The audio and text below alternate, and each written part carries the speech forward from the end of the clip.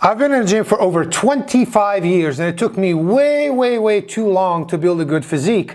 I'm going to share with you the 5 biggest mistakes that I've made so that you don't have to make them and you can get results a lot faster than I did and build your dream physique a lot faster than I did. So let's go straight into it. Number 1, by far the biggest mistake is not learning proper form earlier. So that is the number 1 thing that I currently teach my clients. I've helped transform over 1,200 clients in the last 16 years.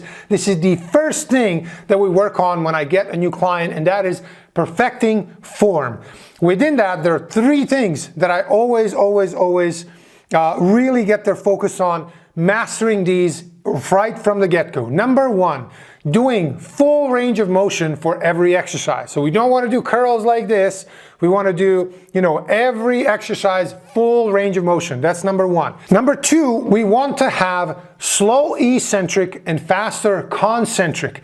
Eccentric simply means the part of the movement for your muscles being elongated. So let's say you're doing bicep curl. This is the eccentric part. Basically, when you're fighting gravity, when your muscles are being elongated or stretched out. So let's say in a chest press, if you're holding a barbell here, your on the way down is eccentric. This would be eccentric because your chest muscle is being stretched out as you're going down, and then in the other direction is when your muscle is being contracted or shortened. That's the concentric.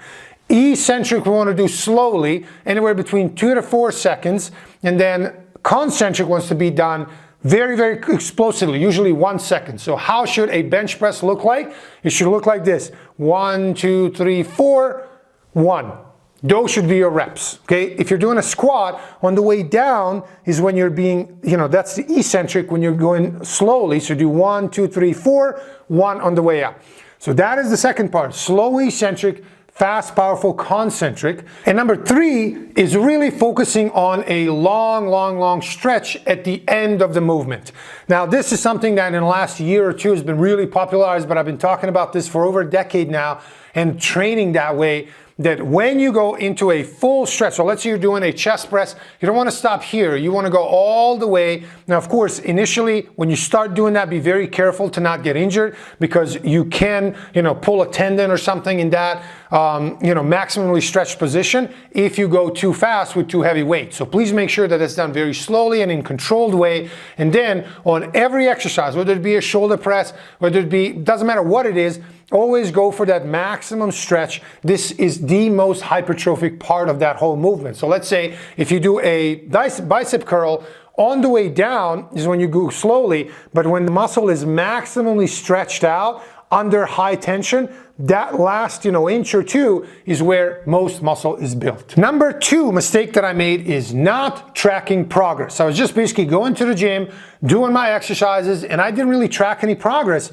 However, and this is what vast majority of people still do in a gym, and maybe this is you. If this is you, here's what to do. Here's exactly how to track your progress. You need to figure out every several weeks whether you're improving in something, whether you're doing more reps or more sets with the same weight, or are you increasing weight? Now, of course, everybody thinks that just adding more weight is the way to progress, and it certainly is one of the ways, but I would always suggest first increasing repetitions, the number of reps that you can do with the same weight. So let's say you used to do a certain weight and you would do 8 repetitions with that. So let's say you take 200 pounds, you're squatting or deadlifting or chest pressing 200 pounds for 8 reps. The number 1 thing I want you to do is aim for 9 reps, 10 reps, 11 reps. By the time with that same weight you get to 12 repetitions, being able to do actual 12 reps, this is absolute guaranteed way to know that you're actually building muscle, that you are actually progressing. Now, one of the hints or tips that I can give you here is use what I call the anchor exercises to see how you're doing every few months, and find at least 2, ideally 3. What is an anchor exercise? It's an exercise that you feel really good doing. It really fits you well. So for example, for me, chest supported row, whether one arm or 2 arm, let's say a dumbbell incline chest press or a leg press. These are exercises that I really feel good doing. I can really push hard and get to 1 rep in reserve, or maybe even completely to failure, fully safely, and really feel good doing that. you should find at least 2 to 3 of these, and then use these every few months to see where you're at and write it down.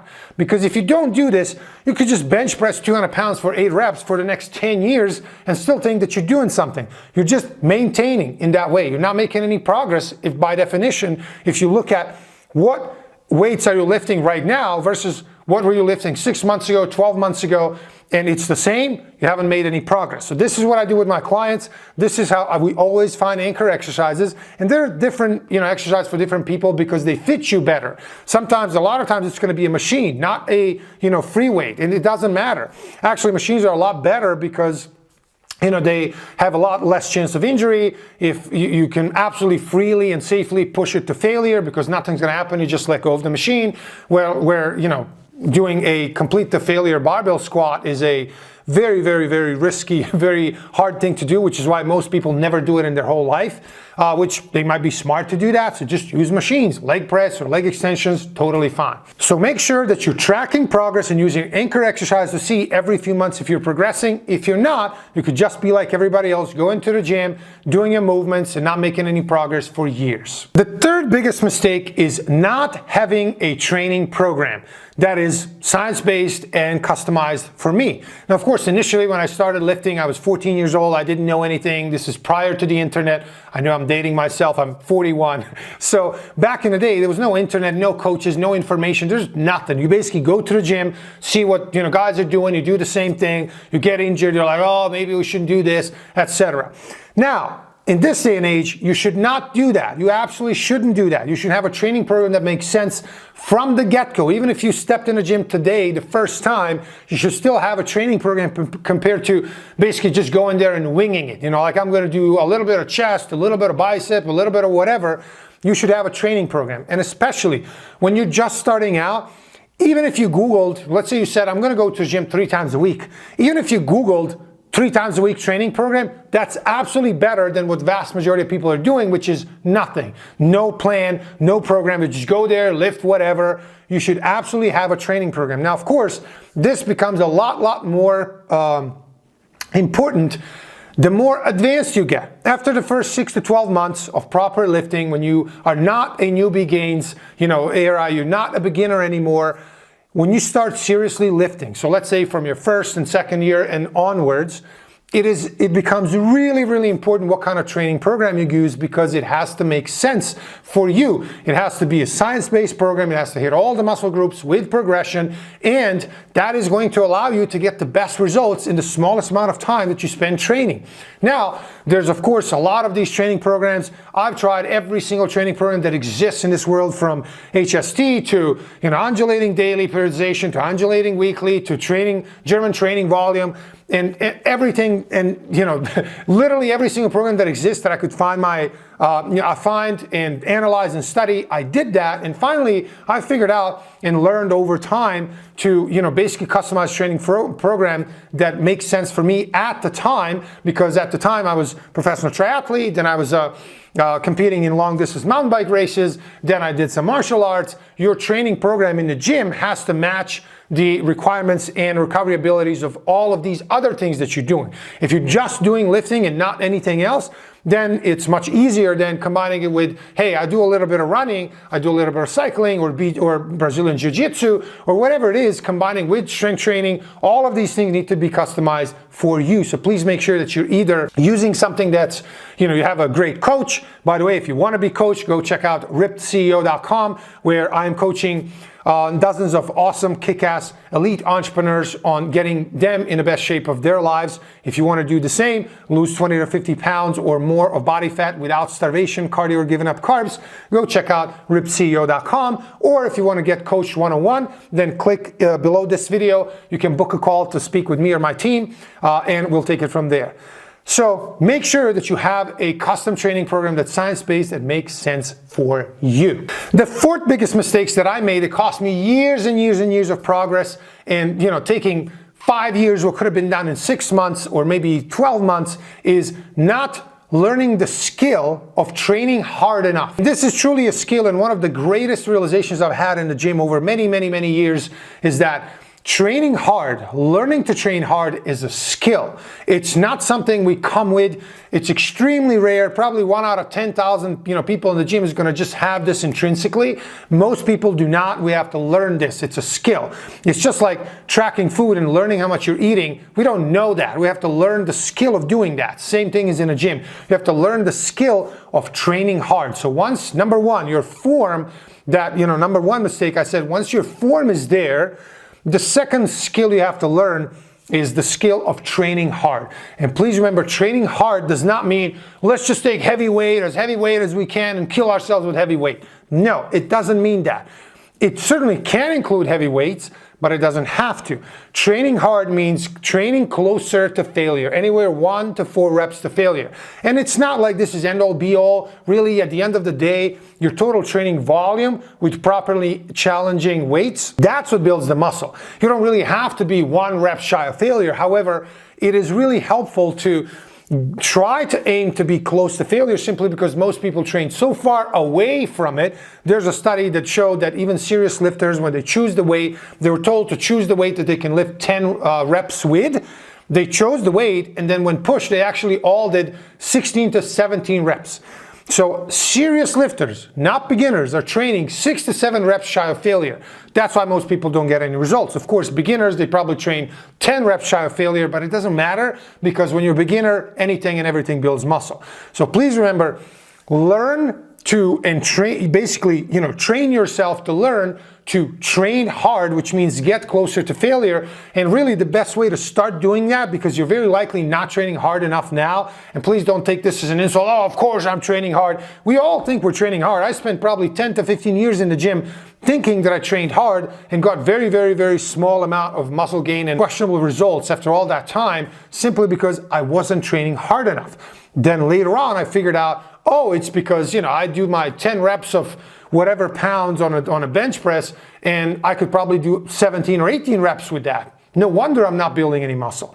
So the best way to fix this is figure out what is 1 rep max. So try to figure out your actual 1 rep max. Warm up properly, test that, and then you can gauge from there how hard you're actually training. If you take, 10%, 20% less of that weight, you should add 1 or 2 or 3 reps to each time when you take 10% off, and then you can take it from there. But make sure that you're training yourself to actually learn to train hard. If you don't do that, I guarantee you're going to be just like everybody else in the gym.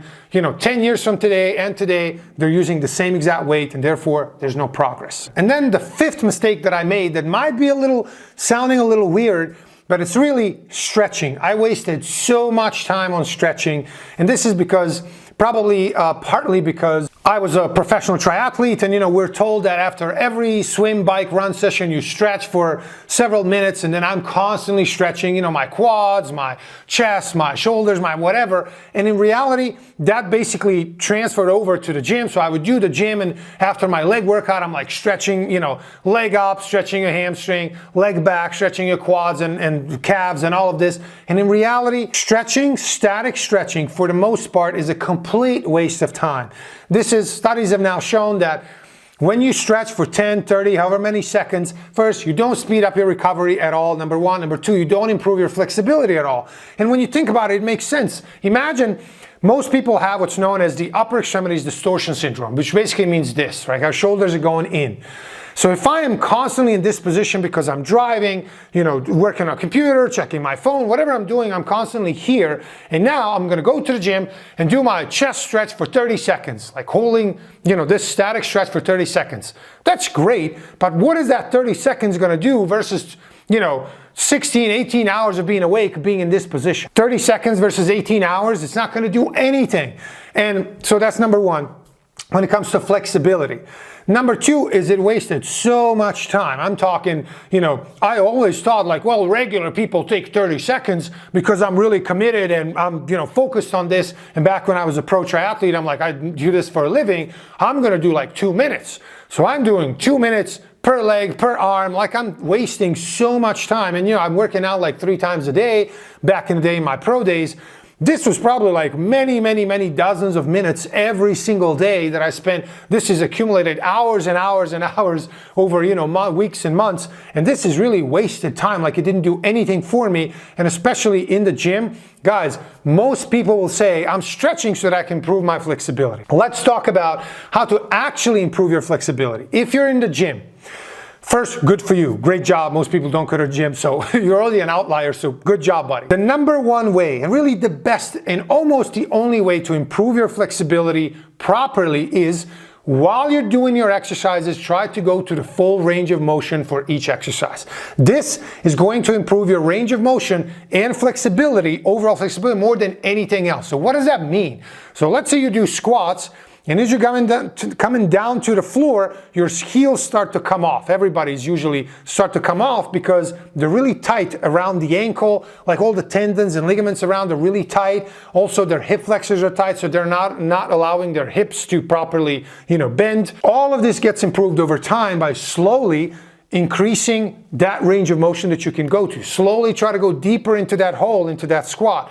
Let's say you're doing a chest press. Slowly try to go, most people come here and stop. Instead, we want to go all the way. Like, there's a couple of inches that is left there that you can go further into that first. That's the most hypertrophic part of the muscle. As I said earlier in the video, that builds the most muscle. Like, if you do chest press, this part from here to here builds the most muscle. So why miss that? Okay, number one. Number two, it's going to improve your overall flexibility and the range of motion that your muscles can go through and your joints can go through, which later on down the road, especially as you get older, is going to reduce your chance of injury. So best way to improve your flexibility over time, go slower and slower and slower, but more and more deeper into all of these exercises. So try to get maximum stretch out of each of them. That's how you improve your flexibility. Stretching, the only stretching that I do now and that I suggest you do is dynamic stretching when you're warming up. So let's say you do couple of minutes of treadmill, elliptical, whatever, to just get the blood flowing through your body. And then you do some dynamic stretches for the exercise that you're going to do. If you're going to do legs, you can have, legs going left and right, like forward and back, basically in a dynamic way. So let's say you're going to do upper body, you can do something like this, like that. So basically dynamic stretches are totally fine because they're just going to get your, after you have warmed up for a few minutes, your blood starts flowing through the muscle. As the blood flow is increasing, also it raises the temperature in the actual muscles and tendons, which reduces chance of injury and risk of injury. You should absolutely do that. While you're warming up, do some dynamic stretches, but please remember, static stretching, just holding something for 30 seconds, is basically a waste of time. There's not really much, if anything, that you're going to gain from that. So much better using that time to do a little bit more reps and sets and add that training volume, which is certainly going to help you build more muscle. If you are a successful, busy professional and you really want to get in the best shape of your life, go check out rippedceo.com. And if you want to get coached one-on-one, you know that you really want the best, most elite coaching that exists in this world. I guarantee that, which is why our coaching program is called Guaranteed Ripped, because we guarantee that result. Then go click below this video and you can book a call to speak with somebody on my team or myself, and we can get you going. Also, if you want to know how I transformed over 1,200 clients so far, A to Z process, how we did that, check out this video right here. I'm going to share exactly how we did that. Thanks for watching. See you next time.